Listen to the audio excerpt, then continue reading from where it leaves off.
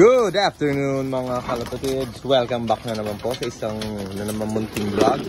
So for today's video, pupurgahin ko po yan mga lods. Pero ngayon, pakakainin ko muna sila. Pero kaunti lang po kaunti lang po ipapakain ko sa kanila. Dahil sila ay mga gutom na. Maghapon na po silang hindi nakakakain. So yan, ang ipapainom ko po sa kanila ay yung bastonero. So titingnan natin kung effective ano. So pakakainin ko muna sila ng kaunti lang.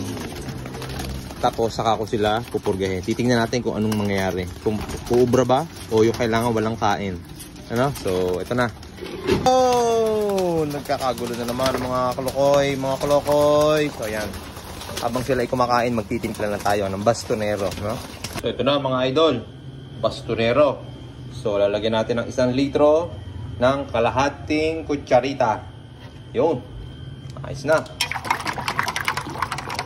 So ito na mga idol, maghapon silang hindi pa nakakainom ng tubig. So titignan natin kung magiging epektibo ba ang pamurga na halol sa tubig o yung sinusubo. Ano?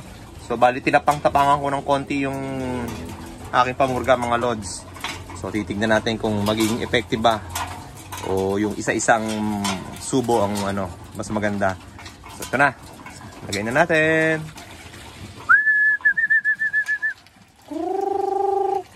Yan, sige, minum kayo.